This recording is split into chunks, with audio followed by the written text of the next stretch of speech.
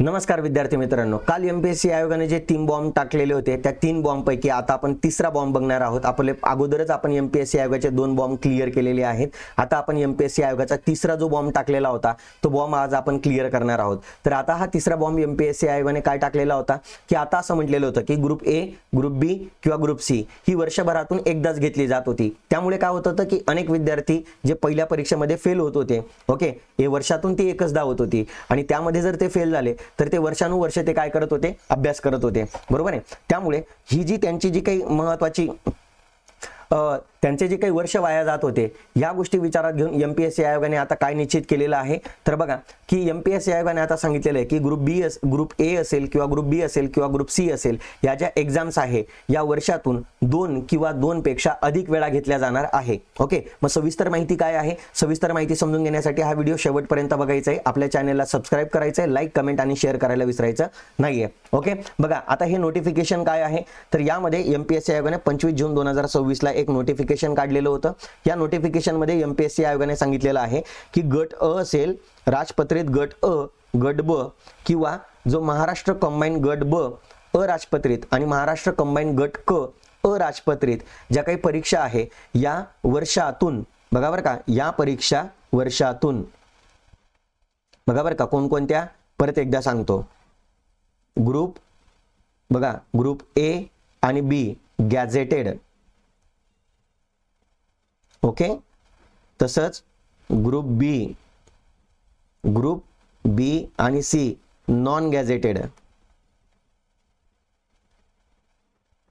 Okay, म्हणजे ही राज्यसेवा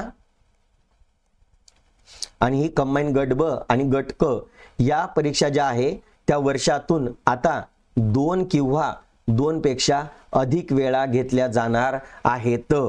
okay, मग नुसतं एवढंच आहे का तर नाही, हे नोटिफिकेशन नुसतं एवढं नाहीये। ओके, हे नोटिफिकेशन व्यवस्थित समजून घ्या मित्रांनो। ओके, मग या परीक्षा यांची जी पूर्व परीक्षा आहे ही परीक्षा 2 किंवा अधिक वेळा म्हणजे 3 किंवा 4 वेळा सुद्धा घेतली जाऊ शकते। ओके, मग आता बघा यामध्ये काय म्हटलेलं आहे, हे पहिलं नोटिफिकेशन होतं त्यामध्ये हा पार्ट मध्ये काय म्हटलेलं आहे की या ज्या पूर्व परीक्षा असणार आहेत, बघा उपरोक्त 3ही पूर्व परीक्षा म्हणजे राज्यसेवा, बघा बरं का, राज्यसेवा, ग्रुप बी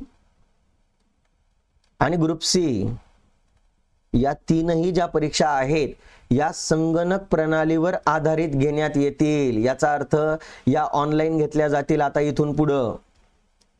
ओके, आणि जर या परीक्षा एकापेक्षा अधिक सत्रांमध्ये घेणं आवश्यक असल्यास, म्हणजे जर या परीक्षा एकाच दिवशी वेगवेगळ्या सत्रांमध्ये जर घेतल्या गेल्या असतील तर त्यासाठी गुणांचे समानीकरण, नॉर्मलायझेशन करण्याची पद्धत देखील वापरण्यात येणार आहे। ओके, याप्रमाणे संबंधित सेवेच्या घेण्यात आलेल्या 2 किंवा अधिक पूर्व परीक्षांमध्ये कोणत्याही एका परीक्षेमधून पात्र ठरणाऱ्या सर्व उमेदवारांना त्या परीक्षेच्या संबंधित सेवेच्या मुख्य परीक्षेसाठी पात्र ठरवण्यात येईल।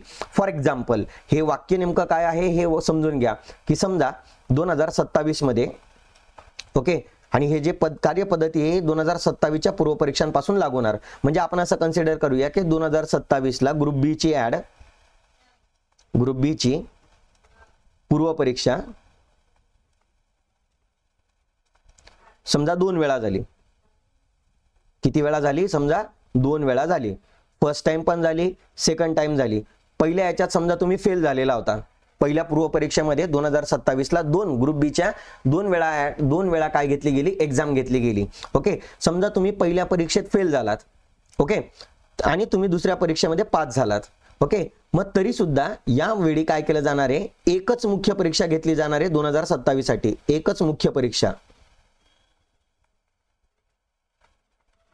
ओके, आणि समजा तुम्ही पहिल्या वेळी फेल झालेला होता परंतु दुसऱ्यांदा जी कंबाईन गट ब ची जी परीक्षा घेण्यात आली तिच्यामध्ये जर तुम्ही पास झालेला असाल तरी सुद्धा तुम्ही मुख्य परीक्षेला पास असाल आणि तुम्हाला त्या वर्षी होणारी मुख्य परीक्षा जी आहे त्या पदासाठीची तिच्यासाठी तुम्हाला पात्र ठरवण्यात येणार आहे। याचा अर्थ काय की तुम्ही वर्षभरात जर 3 वेळा एक्झाम झाली तर त्या पूर्व परीक्षा जर वर्षभरात कोणत्याही पदासाठी 3 वेळा झालेली असेल, त्या 3 पैकी तुम्ही कोणत्याही एका परीक्षेमध्ये जरी पास झालेला असाल तरी तुम्हाला त्या परीक्षेच्या मुख्य परीक्षेला बसता येणार आहे। ओके, कारण की वर्षभरामध्ये ही परीक्षा मुख्य परीक्षा एकदाच घेतली जाणार आहे। पूर्व परीक्षा दोन किंवा 2 पेक्षा अधिक वेळा घेतली जाणार, परंतु मुख्य परीक्षा एकदाच घेतली जाणार आणि ती बहुतेक वर्षाच्या शेवटीच घेतली जाणार, जेणेकरून वर्षाच्या सुरुवातीच्या कालखंडामध्ये 2 किंवा 2 पेक्षा अधिक वेळा पूर्व परीक्षा घेतल्या जातील आणि त्यामध्ये जे काही विद्यार्थी पास होणार आहे त्या सर्व पास झालेल्या विद्यार्थ्यांसाठी मुख्य परीक्षा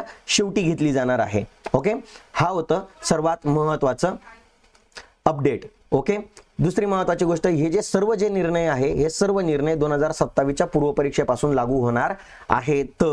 ओके, तर ही होती सर्वात महत्त्वाची नोटिफिकेशन मित्रांनो।